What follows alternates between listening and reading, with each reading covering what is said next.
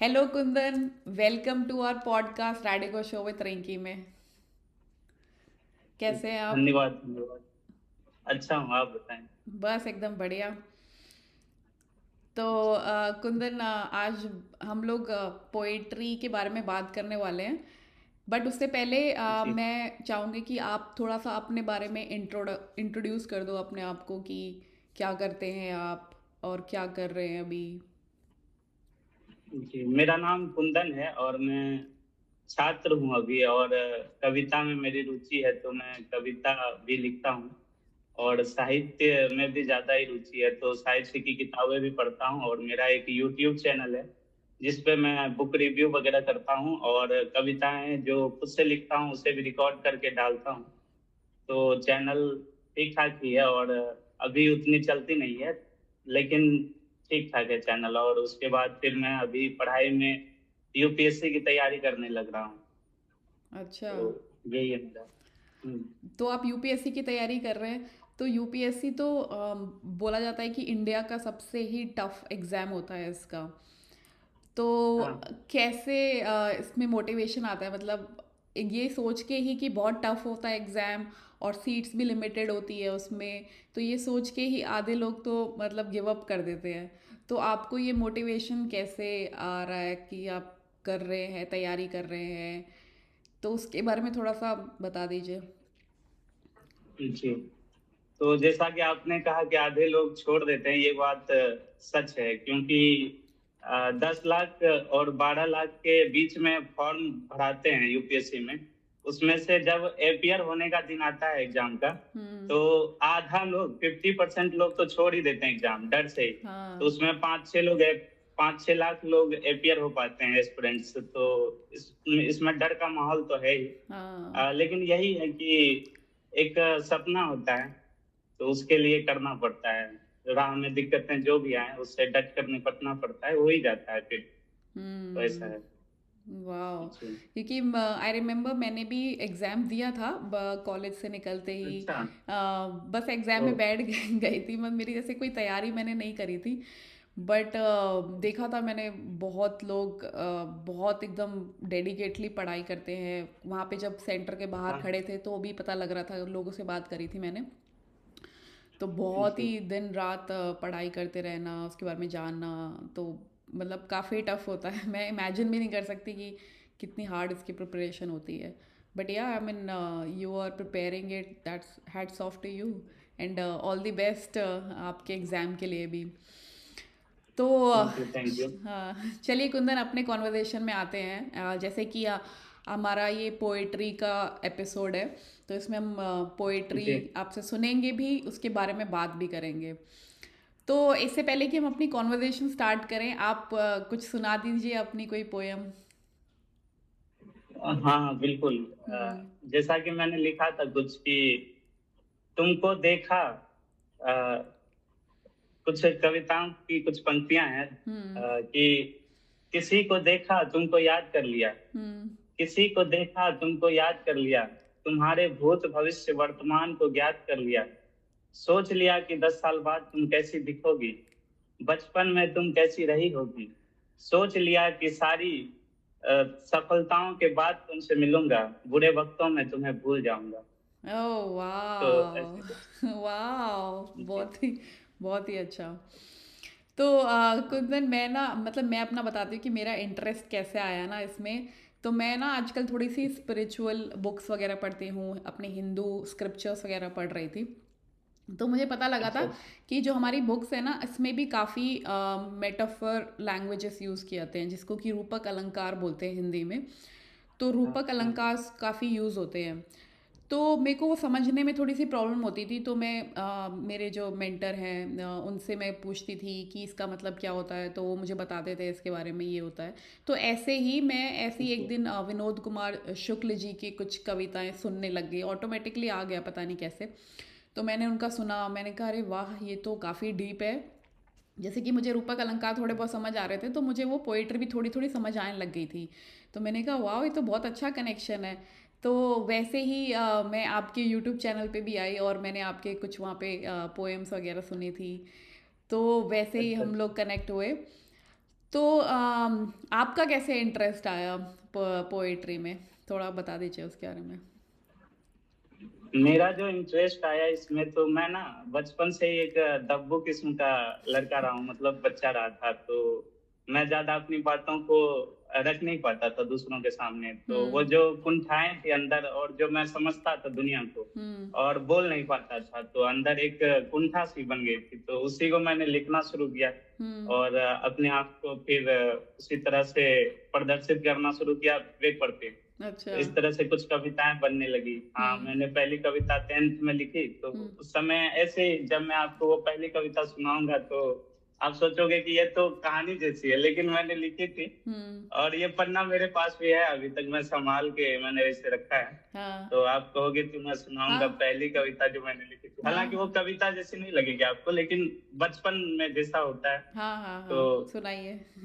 कोई कोई पूछे आकर मुझे कि हुँ, मैं जानबूझकर किसी को कोई दर्द देना चाहता हूँ, मेरा उत्तर होगा कदापि नहीं। मैं तो हर समय चाहता हूँ मेरे द्वारा भ्रिकुटी चढ़े लोगों के भी चेहरे पर हो मुस्कान। हुँ, लेकिन क्यों क्यों नहीं समझती ये दुनिया बेजान। हुँ, कभी गलत के भी मिलते हैं इनाम, तो कभी अच्छे के भी नहीं होते सही परिणाम। क्या है ये दुनिया बेजान, या फिर नहीं हो सके हम इसके समान। ओह तो इस वाव! तरह की कुंठा भरी कविताएं थी मेरी। मुझे लगता था मैं ही इसके समान नहीं हूँ, या दुनिया ही मुझे समझने लायक नहीं हो पाई है। ओह! तो इस तरह की थी कविताएं। फिर मैंने किताबें पढ़नी शुरू की, और जैसा कि आपने कहा कि आध्यात्मिक किताबें आप आजकल पढ़ने लगी हो। हुँ, तो मेरे भी जीवन में एक ऐसा दौर आया जब मैं ग्रेजुएशन के दिनों, जब मैं हरिद्वार गया, क्योंकि मैंने ग्रेजुएशन वहीं से किया। तो वो तो स्पिरिचुअल नगरी है ही हरिद्वार। हुँ, तो वहाँ पे मैं बहुत तरह के विचारों से वाकिफ हुआ, बहुत तरह की विचारधाराएं मुझसे जुड़ी। फिर मैं लोगों को देखने लगा, हुँ, संतों को देखने लगा, किताबों से वाकिफ होने लगा। तो उस समय में मेरे हाथ बहुत सारी किताबें लगी। हुँ, जैसे मैं जहाँ से पढ़ा हूँ, तो वो गायत्री परिवार है, तो वहाँ के संस्थापक थे श्री राम शर्मा जी आचार्य। हुँ, तो हुँ, उनकी भी मैंने कुछ किताबें पढ़ी, जैसे मैं क्या हूँ, हु एम आई, ऐसी किताबें। तो उससे मुझे लगा कि आध्यात्मिक चीजें भी कुछ समझनी चाहिए। उससे हुँ, मेरी भूख और ज्यादा बढ़ी। तो फिर उन दिनों मैं आध्यात्मिक कविताएं कुछ कुछ लिखने लगा था। और उसके बाद फिर प्रेम हुआ कॉलेज के फर्स्ट ईयर में। हुँ, तो फिर प्रेम की कविताएं लिखने लगा। हुँ, तो इसी तरह से मेरा चलता गया, कविता की यात्रा चलती रही, आगे अच्छा, बढ़ती रही। वाव! बहुत ही ब्यूटीफुल है। तो कुंदन कितने सालों से आप पोएट्री कर रहे हैं या पढ़ रहे हैं उसके बारे में? मैं मैं 10th में जब था तभी से पढ़ रहा हूँ। तो 10th में मैं 2014-15 में ही था। हुँ, तो अभी 10 साल हो गए लगभग। और पहली बार मैं कविता पढ़ना शुरू किया एपीजे अब्दुल कलाम के कारण से। वाह! आप बोलोगे वो तो कोई कवि नहीं है, हाँ, लेकिन उनकी मैंने एक किताब खरीदी थी, अग्नि की उड़ान, हाँ, विंग्स ऑफ फायर। हाँ, तो उसमें मैं पढ़ना शुरू किया। तो उसमें प्रोज में लिखी हुई किताब थी, लेकिन उसके बीच-बीच में पोएट्री भी थी। हुँ, कलाम साहब को जो पोएट्री पसंद आती थी, वो बीच-बीच में कोट करते रहते थे, हुँ, कहीं-कहीं से उठाकर वो डालते थे उसमें किताब में। हुँ, तो मुझे लगा जब कलाम जी जैसे शख्सियत पोएट्री में इतना रुचि ले रहे हैं, जो कि वैज्ञानिक थे, हुँ, साइंटिफिक टेम्परामेंट से थे, हुँ, तो मुझे लगा समझदारी को बढ़ाने के लिए मुझे कविता की और भी रुख करना चाहिए। तो हुँ, मैं और कविताएँ देखने लगा, पढ़ने लगा। और फिर एक डिजिटल युग आया जब मैं नेट से जुड़ा। तो उस समय यूट्यूब से मैं कवियों को सुनने लगा, कुमार विश्वास जैसे कवियों को। हाँ, तो उन उनकी वो देखकर, प्रसिद्धि देखकर मुझे लगा कि मुझे भी कुछ करना चाहिए ऐसा ही। तो पहले तो कुमार विश्वास से भी बहुत ज़्यादा प्रेरित रहा मैं, उनको देखकर सीखता था, हुँ, उसी की तरह लिखने की कोशिश भी करता था। लेकिन अब खुद पे आके ठहर गया हूँ मैं।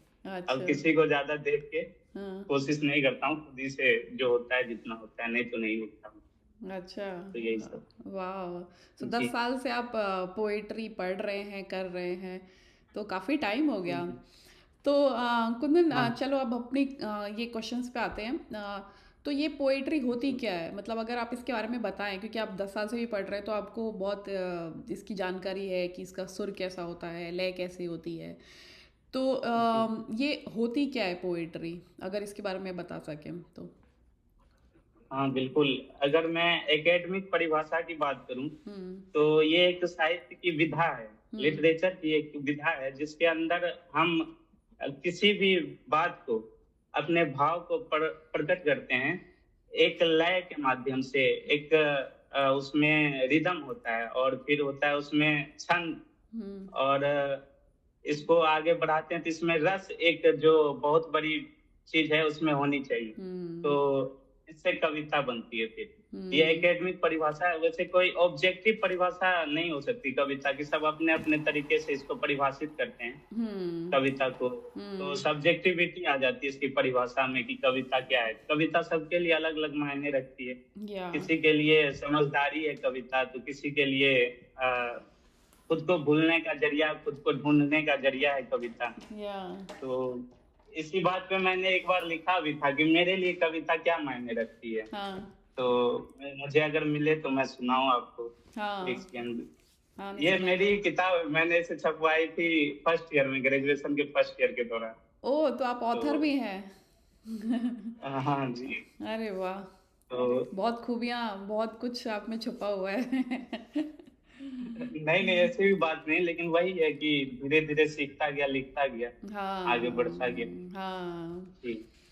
नहीं, जैसा कि आपने बताया ना कि मतलब पोएट्री में लय होना चाहिए और इसमें बहुत ही चीज़ें गूढ़ चीज़ें रहती हैं।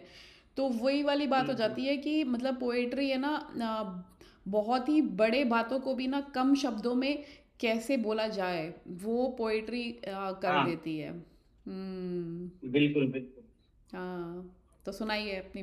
तो हाँ, हाँ, मुझे मिल जाए तो मैं सुनाऊँ, कहाँ पे है देखना पड़ेगा। हाँ। हाँ। तो लिखा था मैंने कि तुमसे अच्छी तो मेरी कविता है। हुँ, किसी से तुलना करते हुए कि कविता और उसके साथ मेरा क्या संबंध है, तो लिखा था तुमसे अच्छी तो मेरी कविता है, हुँ, जो हर पल मुझ संग रहती है। हुँ, मैं जब हँसता हूँ वो हँसती है, मैं जब रोता हूँ वो रोती है। होठों पर हरदम सजती है, आँखों से भी बरसती है।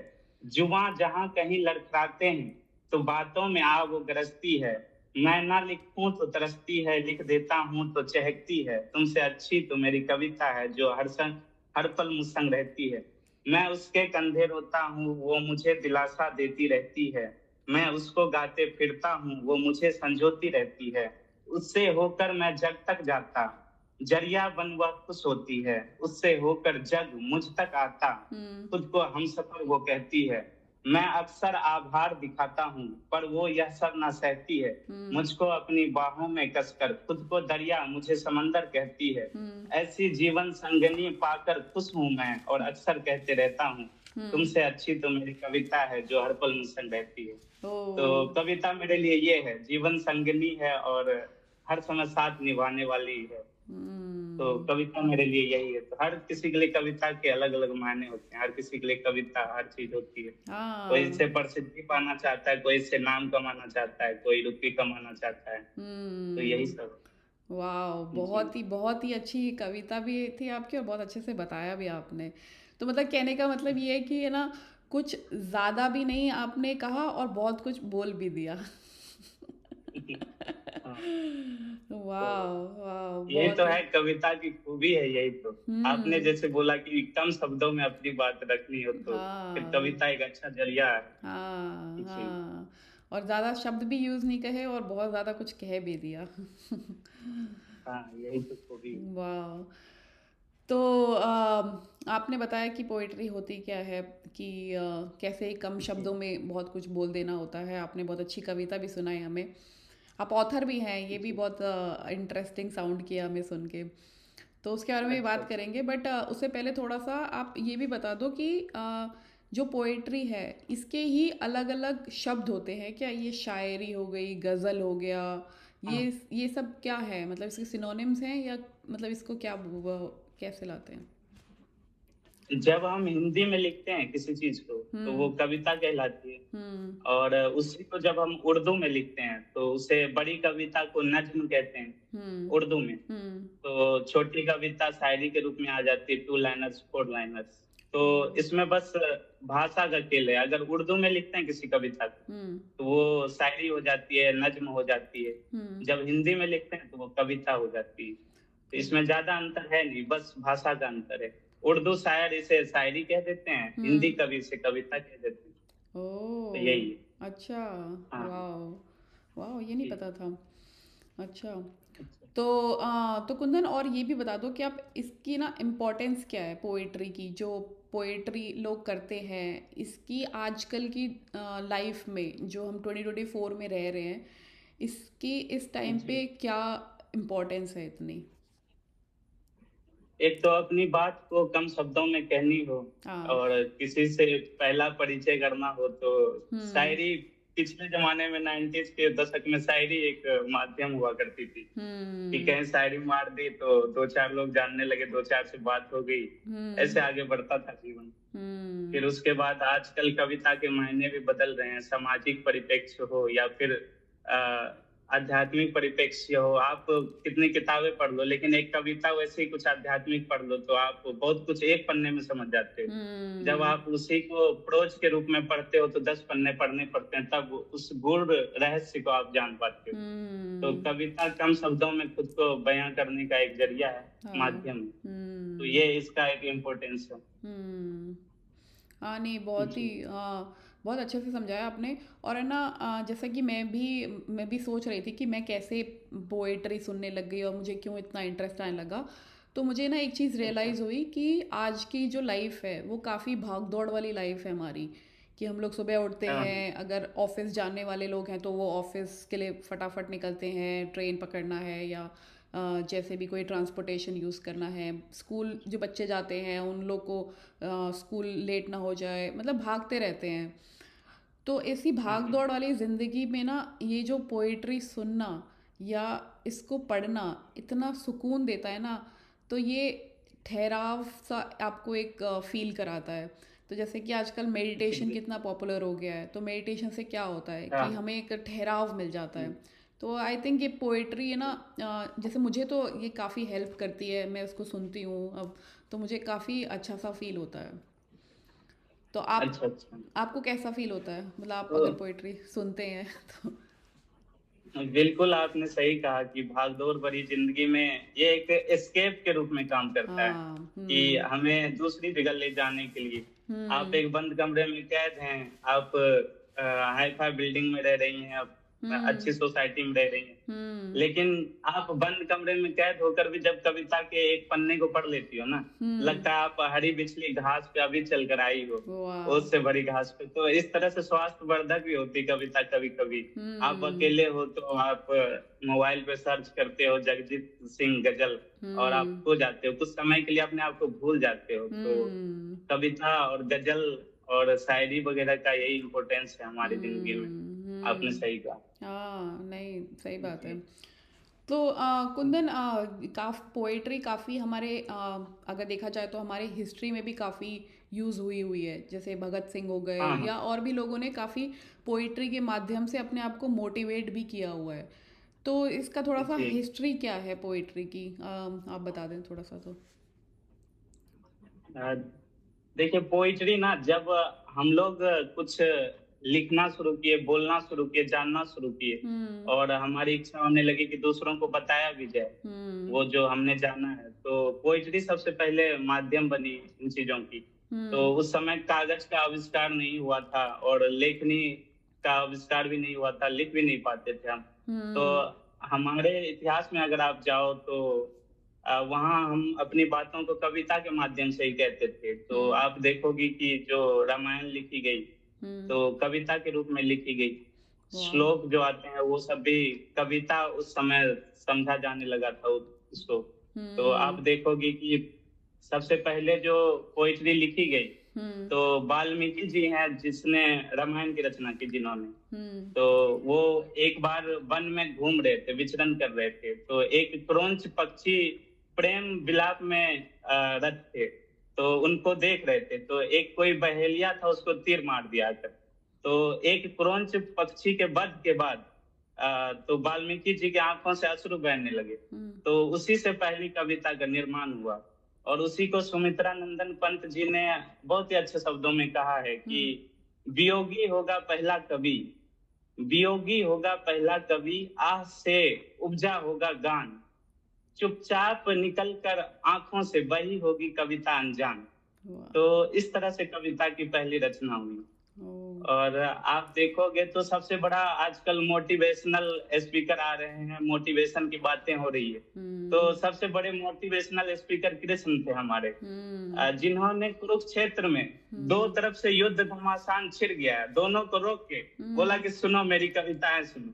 तो हुँ, उन्होंने जो कविताएँ सुनाई, उसी से गीता का निर्माण हुआ। हुँ, आप इमेजिन नहीं कर सकती हो कि कोई बीच में युद्ध रोक कर अपनी बातें कैसे बता सकता है। हम हुँ, आप आज लाइव इंटरेक्ट कर रहे हैं, फिर भी आप नहीं सुनोगी, मैं नहीं सुनूँगा, ऐसा हो जाता है हाँ, कभी-कभी। हुँ, लेकिन वो 2 युद्ध को रोक के अपनी बात वहाँ सुना रहे हैं, तो उनकी हुँ, बातों में कविता थी, हुँ, जिनके कारण से उनकी बातें सुनी जा रही थी और आज भी सदियों बाद गीता की बातें दोहराई जाती है।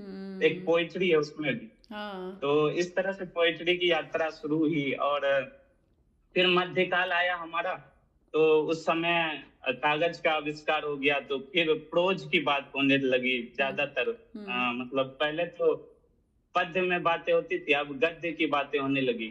अच्छा, तो जिसमें उपन्यास वगैरह लिखे जाने लगे, नहीं तो पहले पोएट्री ही सारा ज़िम्मा सँभाला था साहित्य के इतिहास का। अच्छा, तो ये क्या होता साहित्य है? का इतिहास और ये हाँ, पद्य जी। और गद्य क्या होता है? थोड़ा-सा बता दो इसके बारे में।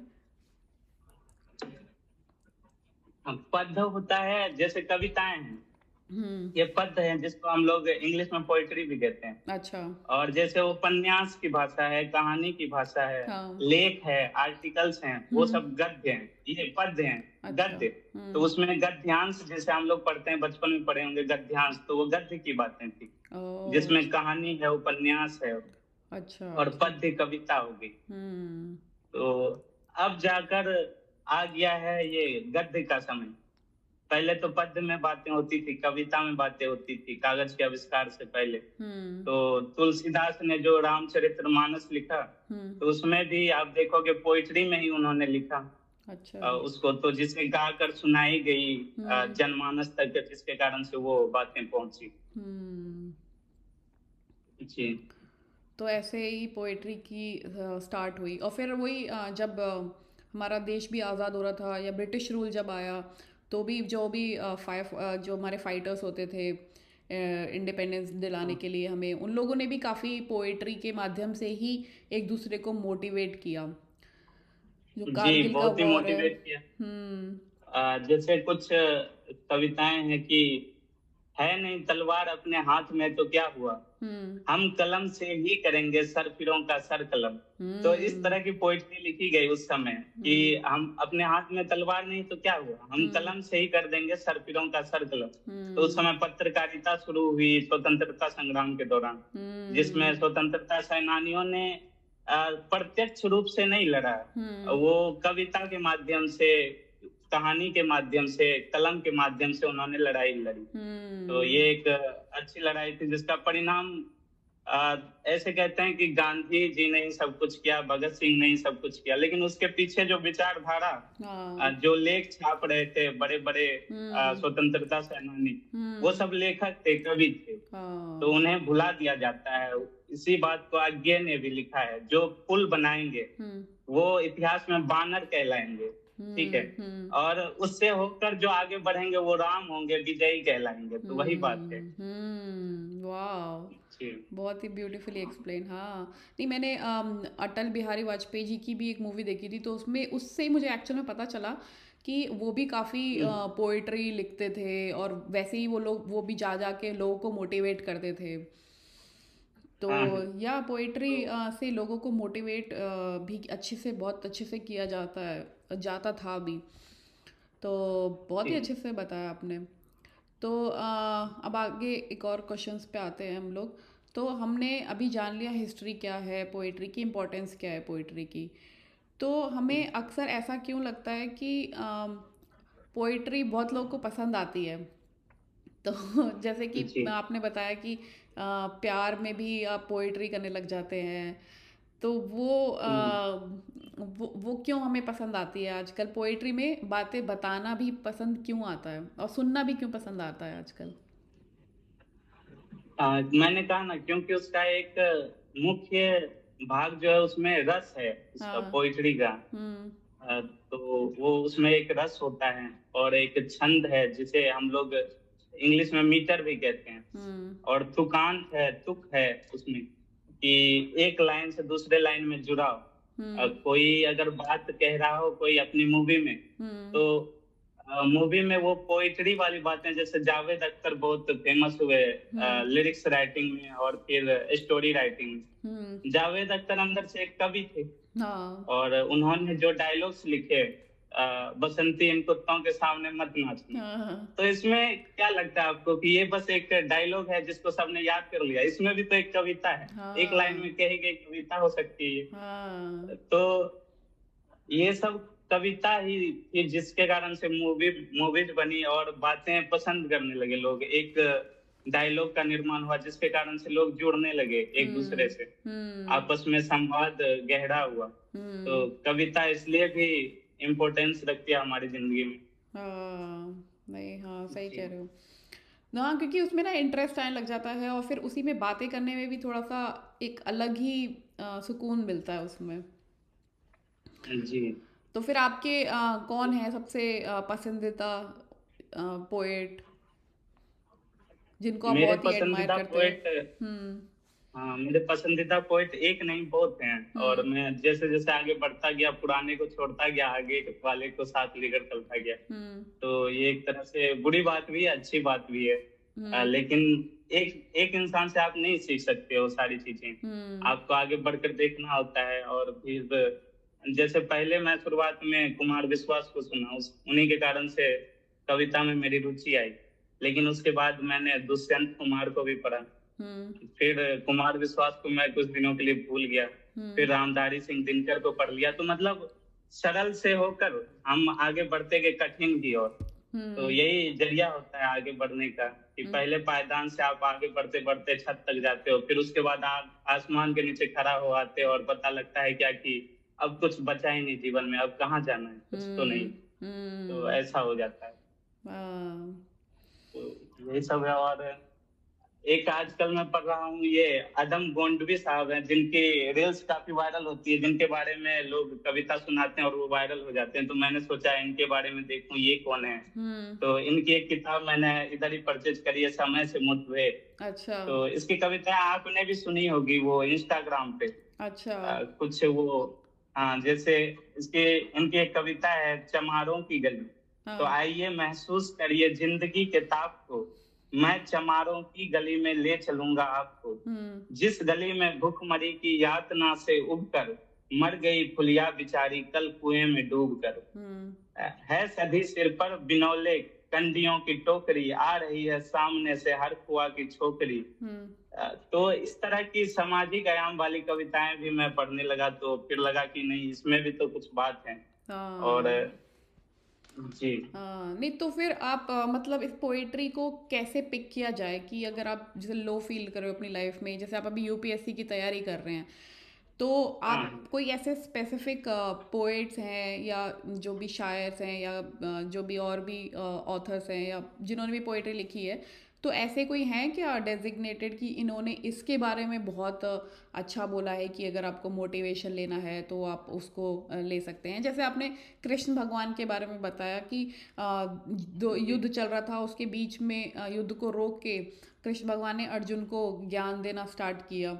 तो वो एक गीता हो गया। गीता मतलब कि वही गाना, जैसे उन्होंने बताया, और वो गीत फॉर्म में उसी को गीता बोलते जी हैं। तो उन्होंने मोटिवेट कर रहे थे उनको। तो जब भी मोटिवेशन चाहिए होता जी है तो हम अक्सर गीता को पढ़ना स्टार्ट कर देते हैं क्योंकि हमारे डाउट्स क्लियर होने लग जाते हैं। तो ऐसे ही जी। आप यूपीएससी की तैयारी कर रहे हैं तो फिर आप किस पोएट को सबसे ज़्यादा सुनना पसंद करते हैं, या ऐसे कोई स्पेसिफिक हाँ, बताइए?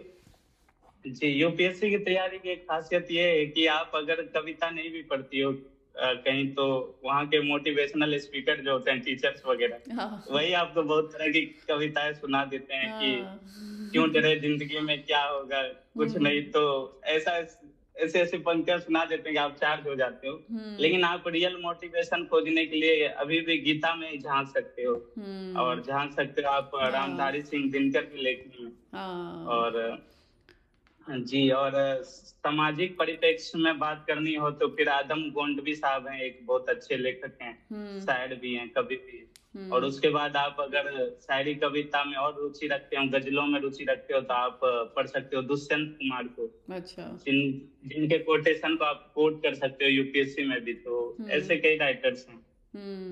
जी। हाँ, नहीं मैं तो हमेशा, अगर मैं अपनी बताऊं तो मैं हमेशा कृष्ण भागवत गीता को पसंद करती हूँ। जब भी मुझे लाइफ में मोटिवेशन चाहिए होता है या मैं कुछ करने जा रही हूँ तो मैं अक्सर उनको सुनती हूँ। मैंने सुना अच्छा। उनको, क्या बोलते हैं, विनोद कुमार शुक्ल जी को मैंने सुना है।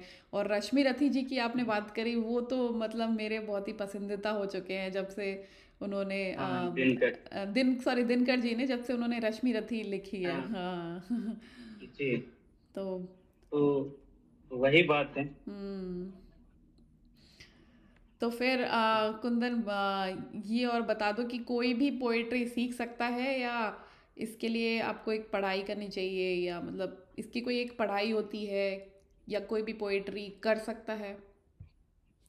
देखिए, पोइट्री करने की जहाँ तक बात है, हम्म। तो अ, कुछ कवियों ने कहा है कि या तो कवि बचपन से होता है या फिर होता ही नहीं। हम्म। मतलब या तो जन्म ही लेता है शायर, या फिर शायर वो होता ही नहीं।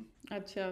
तो ऐसी बातें प्रचलित हैं, और ये भी सच ही है, क्योंकि आप अगर रोज अखबार की तरह या दिनांक फिक्स करके कि आज की कविता ये, कल की कविता ये, जैसे कि हम्म। कुछ या।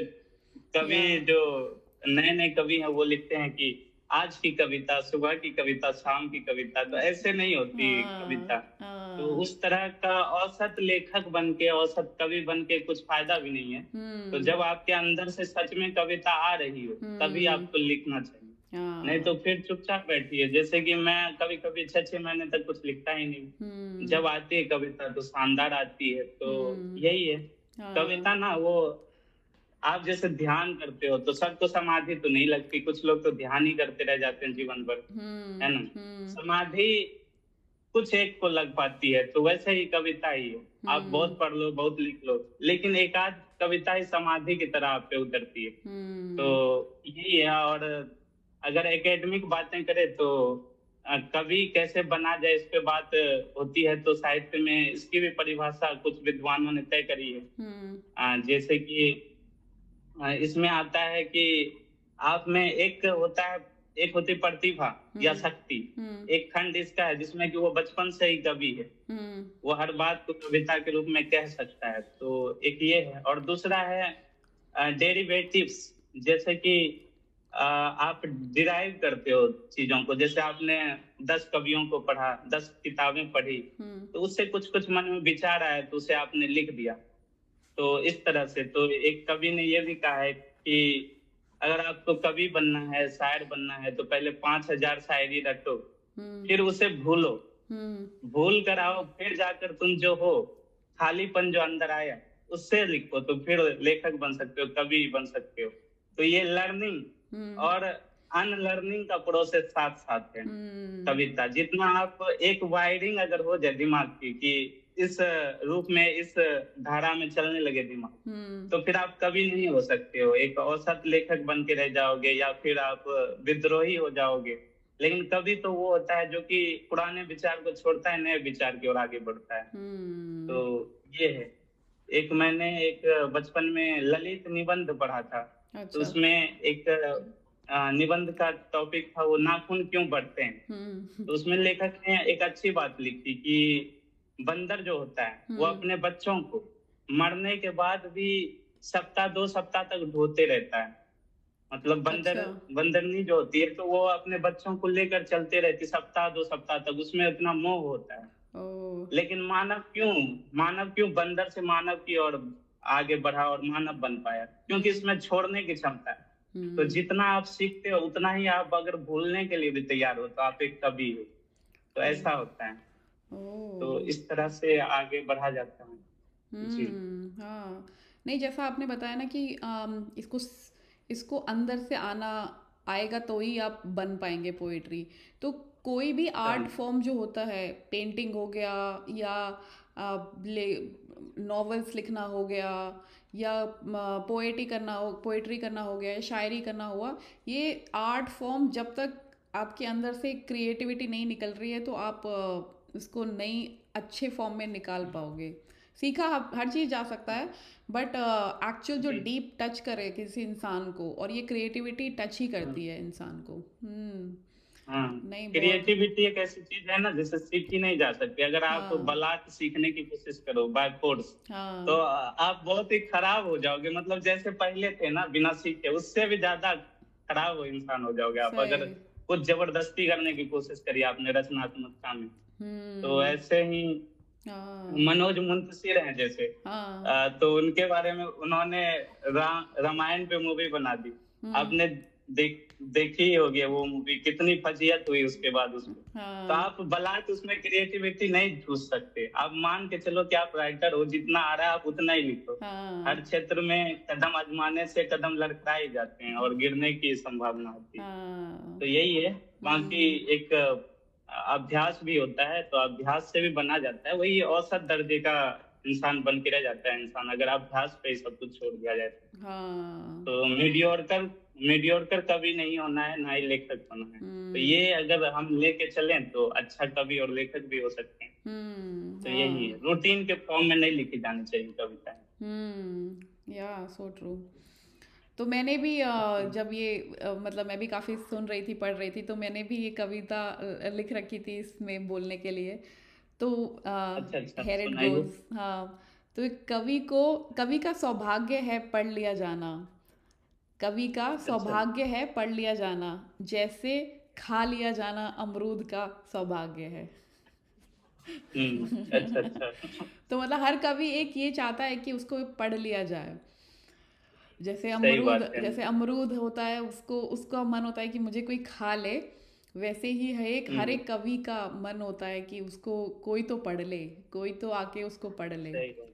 हम्म। हाँ, जैसे फूल खिले और मुरझा कर खुद ही गिर जाए, हाँ तो उसकी भी एक इच्छा होती है, पुष्प की अभिलाषा होती है कि हाँ। वो उसके कुछ काम आ जाए, वो किसी देवता के सिर पे चढ़ जाए, या सैनिक चल रहे हो तो उसके पग चल। में बिछ जाए। तो हम्म। ऐसी अभिलाषाएं होती है, वैसे ही कवि की भी अभिलाषा होती है कि उसे सुनी जाए। तो हाँ जब आपको कोई सुनता है ना, तो हाँ। इसमें आपकी महत्ता नहीं है। कुछ हम्म। लोग समझते हैं अरे मुझे तो ये सुन रहा है, मैं तो बहुत बड़ा इंसान। हाँ नहीं, उसके सुन लेने की इच्छा भरे, तो हाँ। वो इच्छा मायने रखती है। तो इससे हम लोग को ये नहीं जानना चाहिए कि अरे मुझे तो सुना जाने लगा है। नहीं, हम्म।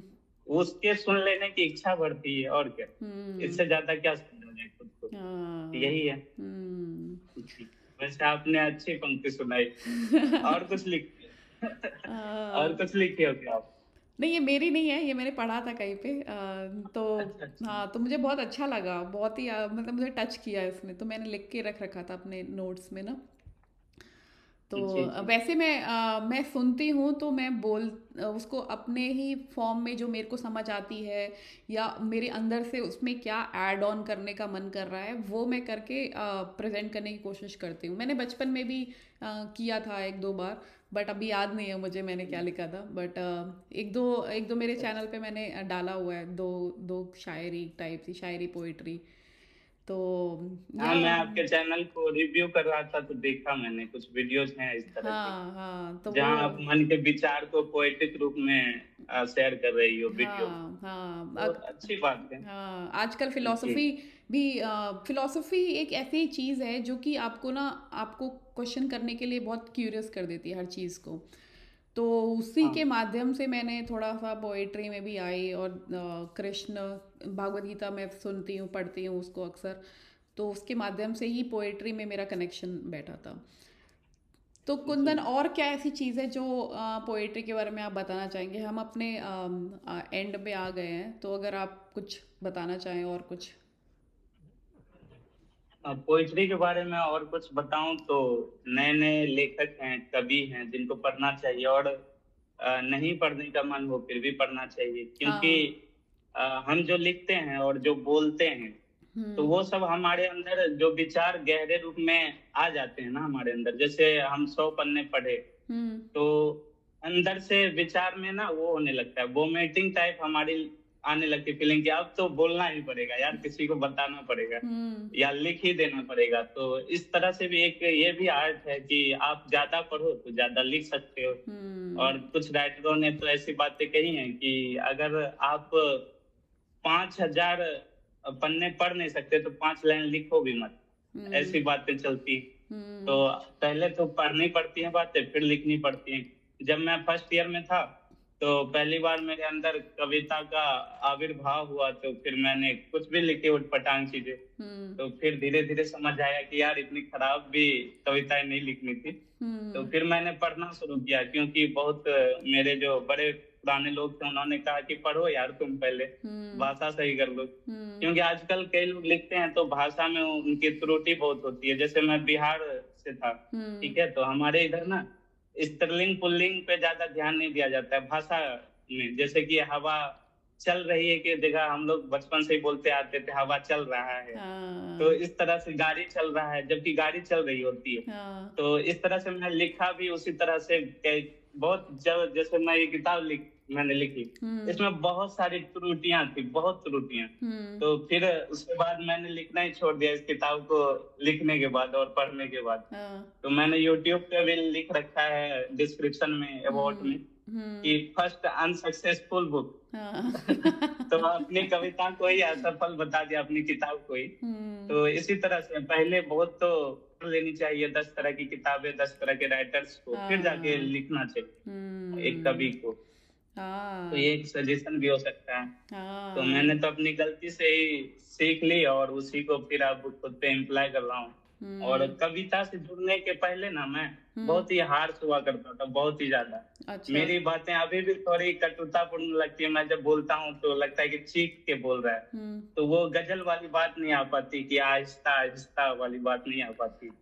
तो हाँ धीरे धीरे मैं जब कविता से जुड़ा, तो फर्स्ट ईयर में जैसा मैं था, हम्म और थर्ड ईयर में आने के बाद बीए के दौरान हम्म जैसा मैं हो गया, 2 साल कविता की सोहबत में रहने के बाद, हम्म तो मैं अपने अंदर ही बहुत बड़ा ट्रांसफॉर्मेशन देखता हूँ कि इतना ज्यादा मैं कैसे बदल सकता हूँ यार। वाह अब धीरे धीरे मेरी मेरी बातें भी गजल की तरह होने लगी। तो हम्म इंसान को कविता से इसलिए भी जुड़ जाना चाहिए कि उनकी बातें गजल की तरह हो जाए, भाषण हाँ की तरह नहीं। तो ये हाँ भी एक इम्पोर्टेंट है इसका, कविता से हम्म जुड़ने का इम्पोर्टेंस है। हाँ नहीं वाह जी। ये तो बहुत ही इम्पोर्टेंट चीज़ थी जो कि हमें बताना चाहिए लोगों को ना कि कविता के माध्यम कविता में राइट। एक प्यार है एक लगाव है एक दूसरे को अपने से जोड़ने का एक एक मैग्नेट कह सकते हैं कि मैग्नेट है कि आप लोगों से जुड़ सकते हो अपनी बातें अच्छे से कह सकते हो बिल्कुल। क्योंकि हम लोग भाषा के माध्यम से ही बात कर पाते हैं तो एक कविता भी एक ऐसा जी। माध्यम है जिससे कि आप अपनी बातें बता सकते हो और ये तो बहुत ही ब्यूटीफुल है कि हम कम शब्दों में ही अपनी बहुत सारी बातें बता देते हैं जो कि इसकी हाँ खासियत है हाँ। जो कि या और जैसा आपने बताया कि ये हमारे रामायण से जो भी हमारे ऋषियों मुनियों ने लिखी है वो भी कविता का और यूज़ करते थे तो ये हाँ बहुत ही इसमें गूढ़ ज्ञान भी है ये अक्सर जी।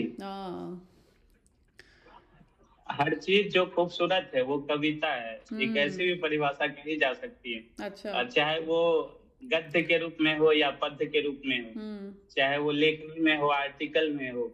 एक लाइन भी अगर कुछ खूबसूरती से खुद को बयां कर देती है, तो वो कविता ही आप समझो। तो हम्म मैं तो इसी तरह से कविता को डिफाइन करता हूँ। हम्म मूवीज भी देखता हूँ, तो जो डायलॉग्स मुझे अपील करते हैं, तो उसको भी मैं कविता ही मान लेता हूँ कि नहीं, इसमें कुछ बात तो थी, यूं हम्म तो टच नहीं करती लाइन। हाँ, तो यही हम्म सब बात। तो हम्म नहीं यही सब है। हाँ आपने बताया कि आपने आप बहुत अच्छा लोगों को मोटिवेशन भी मिलेगा इससे कि आपने बुक लिखी वो ऑल दो वो अनसक्सेसफुल रही जो भी रहा लेकिन हाँ आप इस माध्यम से मोटिवेट करेंगे कि नहीं आपको स्टार्ट करना चाहिए और आप हमेशा सक्सेस फेलियर्स के बाद ही आता है और फेलियर से हम लोग सीखते हैं फेलियर इज़ नॉट समथिंग हम वो ऐसी बेकार नहीं जाता है उससे हमें सीखने को मिलता सही है बात। तो आपने अपनी बुक लिखी उसका बता दीजिए हमारे ऑडियंस को अगर वो इंटरेस्टेड होंगे तो वो ले सकते हैं इस बुक को अच्छा अच्छा। हाँ, इस किताब का नाम है वही लड़का, हाँ WAHILADK। जब आप वही लड़का सर्च करते हो गूगल पे, तो आपको अमेजोन, फ्लिपकार्ट, इन प्लेटफॉर्म्स पे किताब अवेलेबल मिलेंगी, तो वहां से आप खरीद सकते हो। हम्म हालांकि मैं बोलूंगा कि नहीं खरीदनी चाहिए अभी किताब, क्योंकि उसमें अच्छा बहुत सारी अशुद्धियां हैं, जिसे कि मैं दूर करवाऊं या फिर हाँ आगे कोई संस्करण लाऊं, तब खरीदने में मजा है ना। हाँ ऐसे नहीं मेरे कुछ दोस्तों ने मेरे कहने पे मतलब जबरदस्ती खरीद लिया। हाँ ठीक है, फिर उन्होंने फिर मुझे पर्सनली क्या यार क्या खरीदवा दिए, क्यों पैसे व्यर्थ करवाए मेरे। हाँ तो मैं जो वो लिखा था ना उस समय, हाँ, ना तो मैं साहित्य क्या का ज्ञान रखता था उस समय, ना ही ज्यादा साहित्य को पढ़ा था। हम्म तो अब जो मैं लिखने वाला हूँ उसमें कुछ अच्छा आ सकता है, तो उसके लिए मैं मेहनत कर रहा हूँ, बहुत सारी हाँ किताबें पढ़ रहा हूँ। हाँ आपने देखा होगा मेरे यूट्यूब चैनल पे बुक हम्म रिव्यू सीरीज भी एक मैंने शुरू किया, जिसमें करीब 10-12 वीडियो ला चुका हूँ। अच्छा तो 10-12 वीडियो लाने का मतलब है 10-12 किताबें मैंने पढ़ी है। तो हम्म इसी तरह से जब मैं 100 किताबें पढ़ लूंगा, तो हम्म फिर एक बार एक किताब लिखने की कोशिश करना चाहता हूँ मैं, उससे पहले तो नहीं। तो हाँ यही है। नहीं हाँ जी। आपको हमारा पूरा समर्थन रहेगा आपको जैसे भी हम लोग सपोर्ट कर हाँ सके आपकी पहली बुक जो जी। दूसरी बुक होगी वो खरीदने में ये काइंड ऑफ जी। अपग्रेड हो जाएगी आपकी जो आपने पहली लिखी है उसका एक हाँ हाँ अपग्रेडेशन फॉर्म हो जाएगा जो कि जिसका हम हाँ हाँ। बेसब्री से इंतज़ार करेंगे आपकी बुक पढ़ने का और उसके लिए ऑल जी। The best. कुंदन बहुत अच्छा थैंक लगा यू। आपसे बात करके आपसे पोइट्री के बारे में जान के क्या होती है पोइट्री उसकी जी। इम्पोर्टेंस क्या है उसकी हिस्ट्री क्या है कैसे वो एक दूसरे को जोड़ सकते हैं हम कैसे लोगों को जोड़ सकते हैं ये सब आपसे जाना ये सब जी। जान के हमें बहुत अच्छा लगा। Thank you so much Kundan ये सब जानकारी हमारे साथ शेयर करने के लिए। हम और जी। बातें करेंगे आपकी बुक पब्लिश हो जाए और उसके पहले भी और भी हम आ सकते हैं पॉडकास्ट कर सकते हैं आपके साथ तो जी। थैंक यू सो मच तो Kundan thank you so much for coming अपना समय आपसे निकालने बात के लिए। करके भी अच्छा लगा, और आप भी एक अच्छा लिसनर हो, और यही तो पॉडकास्ट करने वालों की खूबी होती है। तो आपका भी पॉडकास्ट आगे बढ़े और आप हम्म तरक्की करते जाओ। और हम्म आपके अबाउट में भी मैंने पढ़ा था यूट्यूब पे कि आपका क्या मोटिव है इसको शुरू करने के पीछे। तो हम्म वो मोटिव आपका सफल हो ही रहा है, आप लोगों से जुड़ रही हो, हम्म और दिन प्रतिदिन सब्सक्राइबर्स भी आपके बढ़ते जा रहे हैं। तो हम्म तरक्की आपकी होती जाए, यही शुभकामनाएं मेरी तरफ से। धन्यवाद। Thank you thank you.